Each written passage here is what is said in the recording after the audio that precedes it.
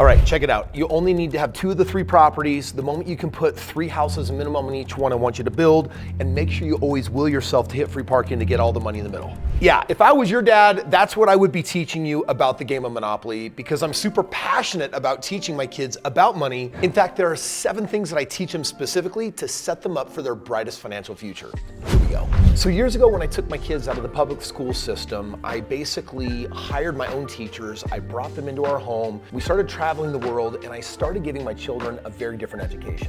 And every Tuesday at 10:30 a.m., they know that dad's gonna come into the classroom and he's gonna have a money moment. He's basically gonna teach them about the game of money. And if you're curious what I teach my children specifically about money, there are 7 things in particular that I feel are super foundational to preparing that entrepreneurial mind for having success as an adult. And here they are. By the way, a recent study came out and said that only 24% of Gen Z was able to answer very basic financial questions. So the first thing that I teach my children is to not be entitled.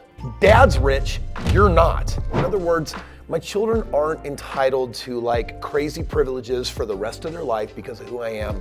In fact, it's super important for me to make sure that they understand you are your own person. Like, I'm gonna teach you how to make your own choices in life, and the world doesn't owe you anything. When I was a kid growing up, there was this old black and white cartoon of Goofy singing this Goofy song going over this mountain in a trailer. And it was basically, oh, the world owes me a living. And I'm like, no, it doesn't. Like, the world owes you nothing. My kids' success does not depend on how much money I make or how successful I am. It depends on the choices that they make, how hard they work, and the actions they take when opportunities present themselves. However, it is my job to really help them understand, hey, here's how you find opportunities. Here's how you take on acceptable risks. Here's how you calculate how much risk you can take, because in life, there's only rewards for the risk takers. So instead of developing this relationship with risk, that risk is bad, because that is the message of the world, I say risk is actually your friend if you know how to maneuver it the right way. In fact, if you want to be an absolute guaranteed flunking failure in life, never take a risk. In fact, I think it's more important to try and fail than to never take any risks so that you can say that you never failed, because you are guaranteed then to fail in the end. The second lesson that I teach my kids is that money is good. Now, I've taken my children to Kenya on our mission trips where we're building orphanages. We've got a trip later this year to Guatemala that I'm taking my children to. I've taken them to Mexico this last year, showing them the good things that we can do with money. And the reason why I do this is because there's such a heavy stigma about what money is. There's this weird stigma about money. You don't talk about money, you don't ask people about money, and basically too much money is also bad. Poor people see money as evil, and it turns out that they use it poorly. They save it, they spend it, but ultimately they don't know how to multiply it. They don't know how to get more of it. The very first video I ever posted on YouTube was years before my account was actually made, and I basically got demonized because I uploaded a video of me basically filling up a kiddie pool with water, and I dumped like $10,000 of cash in it. And I had my 5-year-old daughter dress up in her bathing suit, and we went outside, had some summer fun, and we were basically playing with the money. We were dressing ourselves, sticking it all over it. We were playing with it. I was teaching her these mantras, affirmations that she was saying out loud, that money is good, and with money we can do good things, and money is fun, and ... And my wife demanded within 24 hours that we take that video down because I was getting death threats, hate mail. That video went so viral. And that's when I realized the world has this perverted notion of what money is, and basically all of these parents came charging in thinking, you are literally destroying your daughter by training her that money is good. The rich, on the other hand, see money as a tool, and they use it to build wealth and lasting legacy of good. They invest it in things like stocks and real estate, and ultimately things that generate more of it without sacrificing more of their time. Not only do I talk to my kids about money, but I talk about how money is neither good nor evil. It's really just a tool. It's neutral, and it's up to us to magnify, based on what our soul is, what money is as well. In other words, people that are making really bad decisions will make bad decisions with more money. And people that are making good decisions will make good decisions with more money. And I get it, like my kids know that we live in a really big house. They know that we travel around the world. They see dad's private jets. But this is where I want them to understand that money is a stewardship.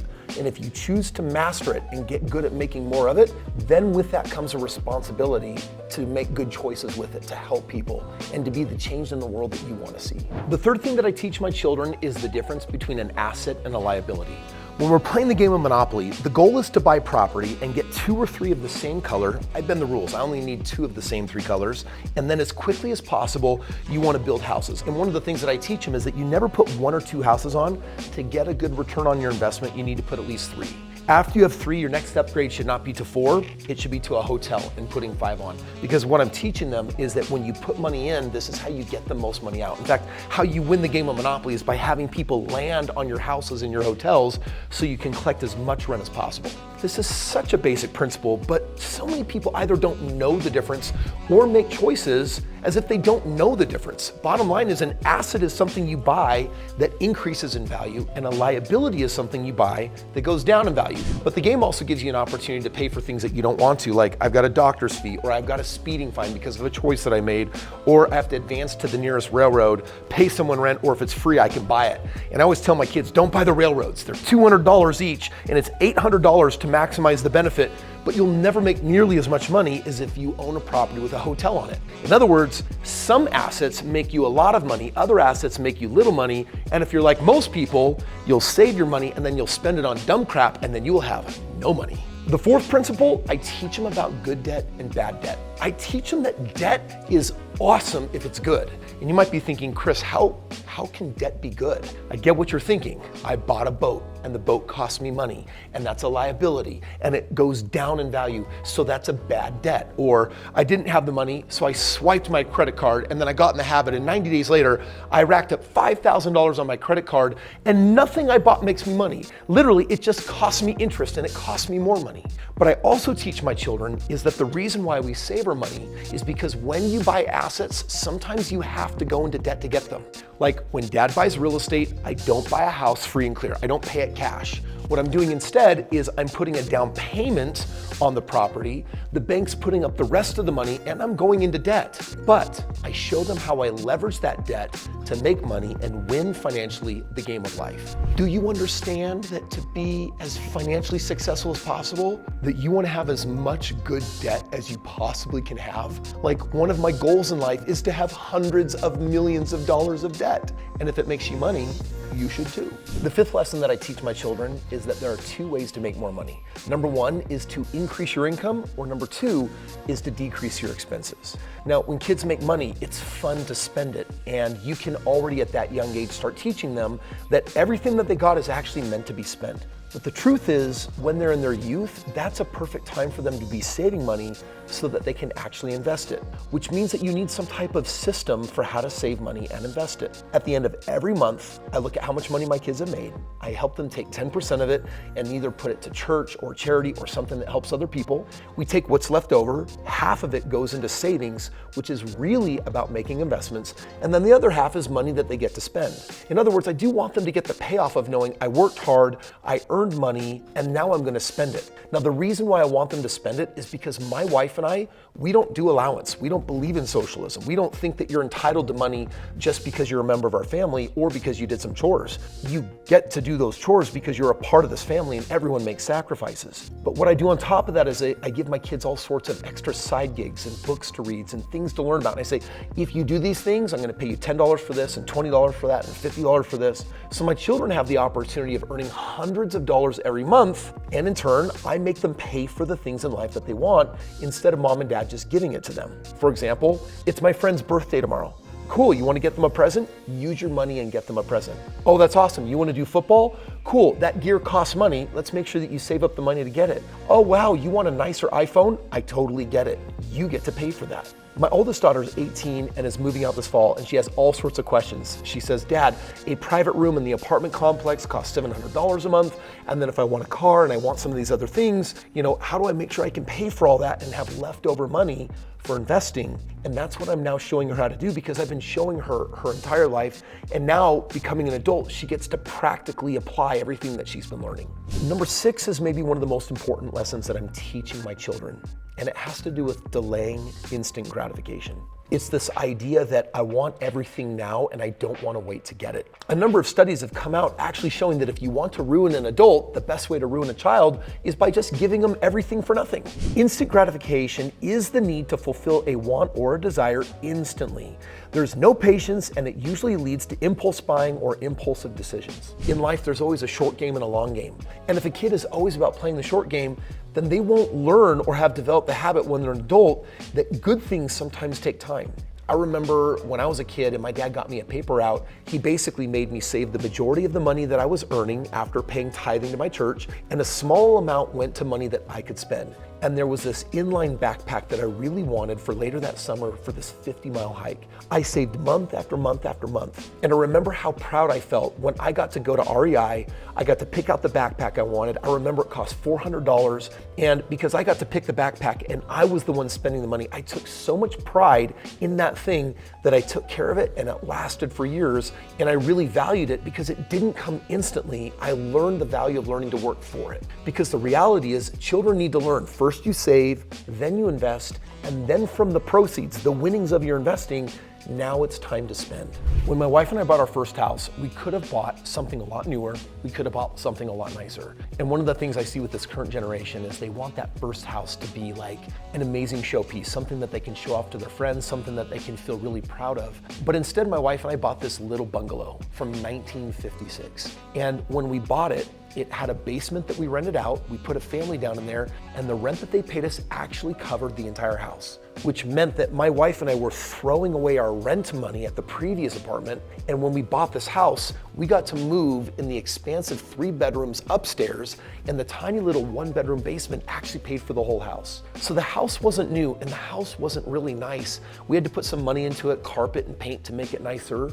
But what felt really good is that the day we bought it, we walked into $40,000 of equity because we bought it $40,000 below market. And if you look at what we did with that house, we used the equity in it to buy a second house. We used the equity in the second house to buy a third house. We were doing a lot of house hacking. And then over the next 4 years, we bought 25 homes. Those 25 homes gave us a 6-figure residual income. And then it was our time to basically build this $1.5 million castle of a house in a beautiful neighborhood right out of Sundance. And when I think of myself as a 27-year-old living in that beautiful custom-built house that we made, it was because we delayed gratification.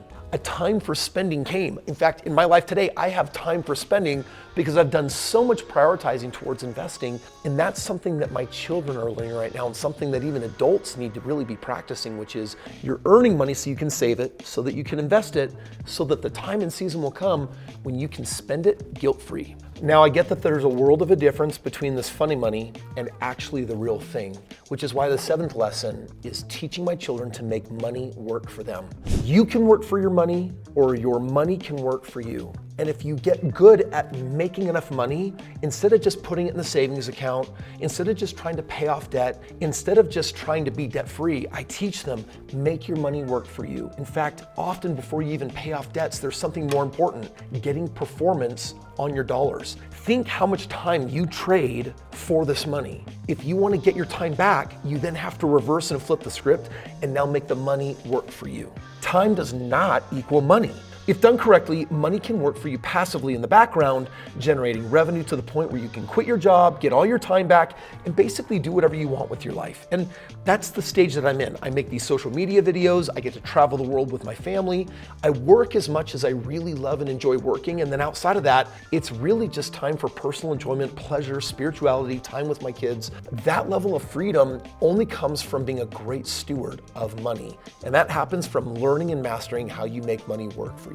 In the beginning, I taught you about how to win the game of Monopoly, but what we're really doing right now is we're talking about winning the game of life. And I've given you 7 really important principles that I teach my children, but the reality is as they become adults, they graduate to Dad's real financial almanac on how you really get rich and stay rich. How do you actually make money when you're starting with nothing is found in this book, Have It All. It basically shares the 5 investments that you need to make in your 20s and 30s so that you can be set up for the rest of your life to really live life on your terms.